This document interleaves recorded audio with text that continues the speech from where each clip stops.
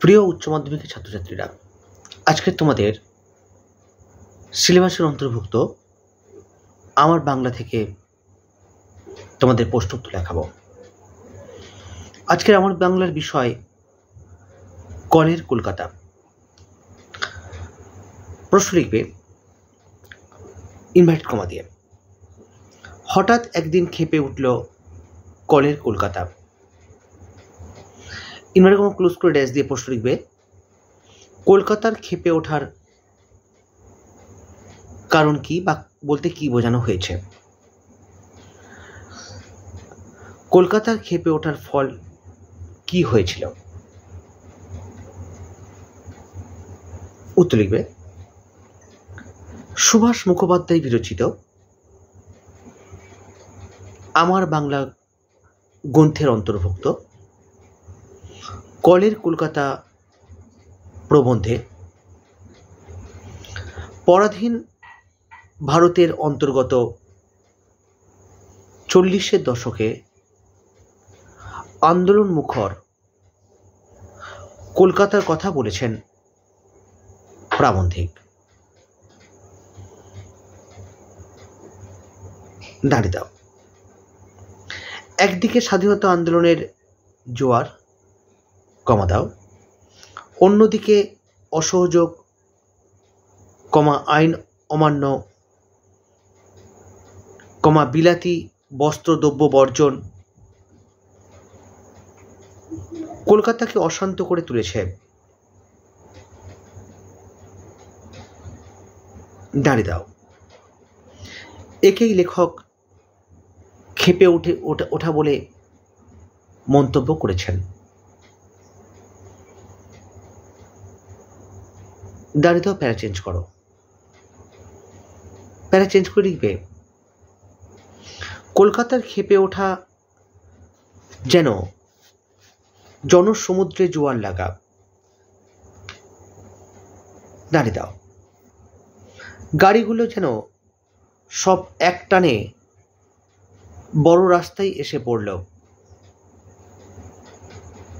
দাঁড়িয়ে দাও।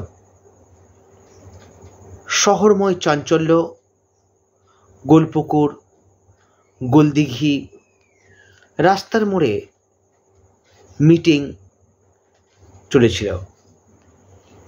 দাঁড়িয়ে দাও। পাড়ার ছেলেরা সমবেত হয়ে মিটিংয়ে যোগদান করেছিল।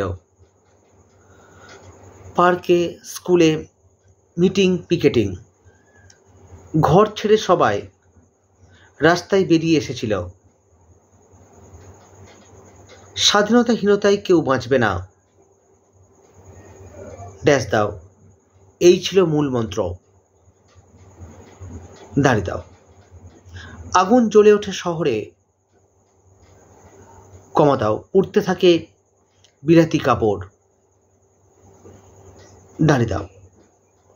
দুপাশের বাড়ি থেকে রাস্তায় ছুঁড়ে ফেলা হয় বিদেশি দ্রব্য। দাঁড়িয়ে দাও। বুড়োরা তকলি ঘোড়ায়, উত্তেজনায় ভাসতে ভাসতে দিন কেটে যায়। দাঁড়িয়ে দাও। হাত খরচের পয়সা বাঁচিয়ে লেখক কিনে আনেন খদ্দেরের টুপি, পুলিশের ভয়কে উপেক্ষা করে সেই টুপি মাথায় দিয়ে বুক ফুলিয়ে ঘুরে বেড়ান তিনি। দাঁড়িয়ে দাও। উত্তর শেষ করো।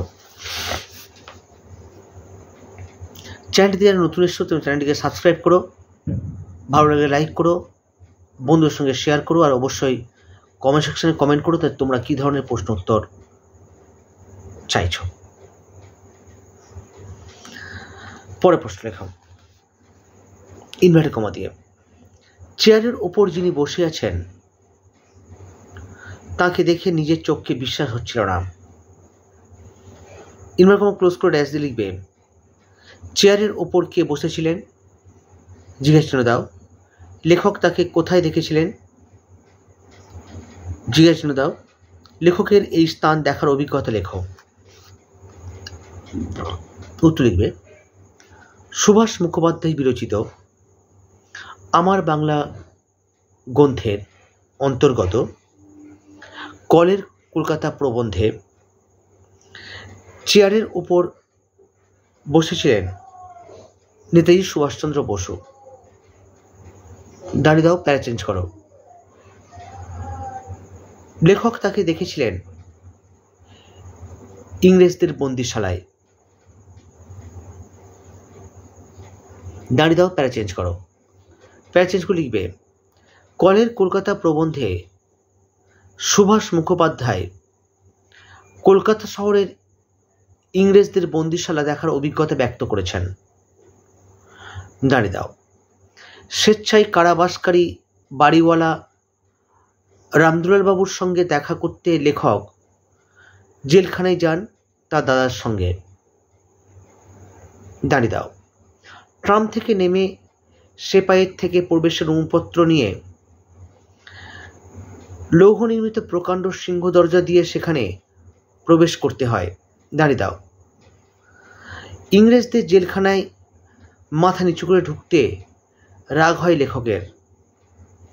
দাঁড়িয়ে দাও কয়েদ গাড়ির নতুন একদল বন্দির বন্দে মাতরম শব্দে সমগ্র জেলখানা খেপে উঠল। দাঁড়িয়ে দাও জেলখানার বাঁ হাতের শেষ ঘরটিতে বন্দীদের সঙ্গে সাক্ষাৎ করার ব্যবস্থা। সেই ঘরে মেঝের উপর 17 ইঞ্চি পাতা এবং একটিমাত্র চেয়ার টেবিল। সেখানে লেখক সুভাষচন্দ্র বসুকে বসে থাকতে দেখেছিলেন। কয়েদ গাড়িতে আসা বন্দীদের দেখে তিনি ছুটে বাইরে চলে যাচ্ছেন ও তাদের জড়িয়ে ধরে বলছেন, তোমরা এসেছ। জাল দেওয়া জানলার কাছে জেলারদের চোখ এড়িয়ে মাঝে মাঝে ভিড় করছিল বন্দীরা। দাঁড়িয়ে দাও, উত্তর শেষ করো। আজকে এই পর্যন্ত। আগামীকাল নতুন কোনো টপিক নিয়ে উপস্থিত হব। ভালো থেকো, ভালো ভেবো, আর অবশ্যই ভালো করে পড়াশোনা করো। Tata, bye bye.